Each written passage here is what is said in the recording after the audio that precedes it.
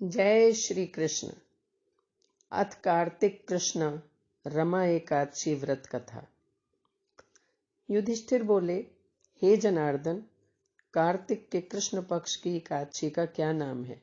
मैं सुनना चाहता हूं, मुझसे कहिए। श्री कृष्ण बोले, हे राजन, कार्तिक के कृष्ण पक्ष में रमा नाम की एकादशी होती है।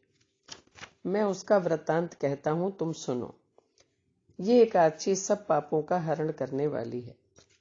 प्राचीन समय में मुचकुंद नामक राजा था।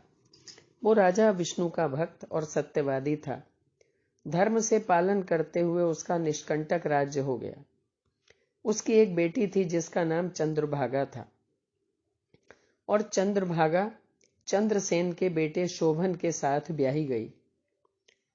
हे नृप, वो शोभन कभी अपने ससुर के घर पर आया और उसी दिन पवित्र एकादशी का व्रत आया। व्रत का दिन आने पर चंद्रभागा विचार करने लगी कि अब क्या होगा। मेरा पति तो बहुत दुर्बल है, वो तो क्षुधा को सहन ही नहीं कर सकता, और मेरे पिता का शासन इतना उग्र है कि दशमी के दिन ही घोषणा कर दी जाती है कि कल एकादशी है, एकादशी के दिन कोई भोजन नहीं करेगा। उसने अपने पति से ये बात कही तो शोभन बोला कि अब तुम मुझे बताओ कि मुझे क्या करना है, जिसके करने से मेरा जीवन नष्ट न हो, ऐसी शिक्षा दो। चंद्रभागा बोली कि मेरे पिता के घर में तो कोई भोजन करेगा नहीं। हाथी घोड़े पशु भी नहीं खाएंगे, मनुष्य तो कैसे खाएंगे। इसलिए यदि भोजन करना चाहो तो आप घर से चले जाइए। शोभन बोला कि तुमने सत्य कहा है, लेकिन मैं व्रत करूंगा। जो भाग्य में लिखा है वैसा ही होगा। इस प्रकार भाग्य का विचार करके उसने उस उत्तम व्रत को किया, लेकिन भूख प्यास असह्य थी। उसका शरीर पीड़ित हुआ और उसे बड़ा दुख प्राप्त हुआ। सूर्य अस्त हो गए। वो रात्रि वैष्णवों मनुष्यों को हर्ष बढ़ाने वाली हुई, लेकिन शोभन के लिए असहाय। सूर्योदय के समय शोभन की मृत्यु हो गई। राजा ने राजा के योग्य सुगंधित चंदन की लकड़ी से उसका दाह संस्कार करवाया। चंद्रभागा अपने पति के साथ सती होना चाहती थी, लेकिन पिता ने निषेध कर दिया और उसने अपने शरीर को नहीं जलाया। उसका अंतिम संस्कार करके वो पिता के घर में ही रहने लगी। रमा एकादशी के व्रत के प्रभाव से मंदराचल के शिखर पर शोभन को बहुत रमणीय देवपुर मिला। सिंहासन पर बैठकर गया, श्वेत छत्र और चंवर प्राप्त हुए, किरीट हार बाजूबंद से सुशोभित हुआ, और इस प्रकार दूसरे इंद्र की तरह शोभा को प्राप्त हुआ। मुचकुंदपुर में रहने वाला एक सोम शर्मा नाम का ब्राह्मण किसी समय तीर्थ यात्रा के लिए उधर गया तो उसने राजा के दामाद को देखा। वो उसके पास गया। शोभन ने शीघ्र सिंहासन से उठकर ब्राह्मण को नमस्कार किया और अपने ससुराल की कुशल क्षेम पूछी। ब्राह्मण ने बताया कि आपके ससुर के घर में सब कुशल मंगल है, चंद्रभागा भी कुशलनी है और नगर में सर्वत्र कुशल है, लेकिन ये विचित्र नगर आपको कैसे प्राप्त हुआ? तो शोभन ने कहा कि कार्तिक के कृष्ण पक्ष में रमा नाम की एकादशी होती है। उसका उपवास करने से ये पुर मुझको मिला है, लेकिन ये अस्थिर है, स्थिर नहीं है।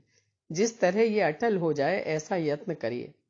ब्राह्मण बोला, हे राजेंद्र, ये स्थिर क्यों नहीं है और अटल कैसे होगा, ये मुझे बताइए।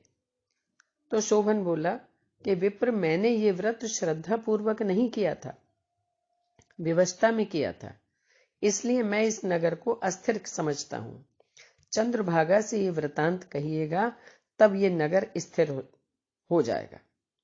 ये बात सुनकर, उस श्रेष्ठ ब्राह्मण का वचन सुनकर चंद्रभागा आश्चर्य से प्रफुल्लित हो गई। जब ब्राह्मण ने चंद्रभागा को ये सब वृतांत बताया तो वो बोली कि जो तुम कह रहे हो ये वृतांत प्रत्यक्ष है। सोम शर्मा बोला कि हे पुत्री, पति को मैंने अपनी आंखों से देखा है और देवताओं के समान उसका प्रकाशवान पुर भी देखा है। उसने उसको अस्थिर बताया है। उसके अटल होने का उपाय करो। चंद्रभागा बोली, हे विप्र, मेरे को पति के दर्शन की अभिलाषा है, इसलिए मुझे वहां ले चलिए। अपने व्रत के पुण्य से मैं उस नगर को अटल कर दूंगी। जिस प्रकार हम दोनों का मिलाप हो जाए ऐसा उपाय करिए। ये सुनकर सोम शर्मा उसके साथ चला गया। मंदराचल पर्वत के समीप वामदेव के आश्रम में सोम शर्मा गए। वामदेव ने उनका कहा हुआ सारा वृत्तांत सुना। उज्ज्वल चंद्रभागा का वेद मंत्रों से अभिषेक किया। ऋषि के मंत्रों के प्रभाव से और एकादशी के व्रत के प्रभाव से चंद्रभागा का दिव्य शरीर हो गया और दिव्य गति को प्राप्त हुई। प्रसन्नता से प्रफुल्लित नेत्र किए हुए अपने पति के पास पहुंची। शोभन भी अपनी आई हुई स्त्री को देखकर बहुत प्रसन्न हुआ और उसे बुलाकर अपनी बाईं तरफ बिठा लिया। हे नृप, इस प्रकार वो अपने पति के साथ आनंद से रहने लगी। दिव्य रूप होकर सुंदर आभूषणों से सुशोभित हुई, सुख भोगने लगी और शोभन भी उसके साथ दिव्य रूप होकर विहार करने लगा। जो उत्तम मनुष्य इस व्रत को करते हैं और जो दोनों पक्षों की एकादशी का व्रत करते हैं, निस्संदेह उनके ब्रह्म हत्या आदि पाप भी नाश को प्राप्त होते हैं। जैसी एकादशी शुक्ल पक्ष की है वैसी ही कृष्ण पक्ष की है। जो मनुष्य दोनों एकादशी के व्रत का महात्म सुनते हैं वो भी विष्णु लोक में आनंद प्राप्त करते हैं। बोलो श्री कृष्ण भगवान की जय।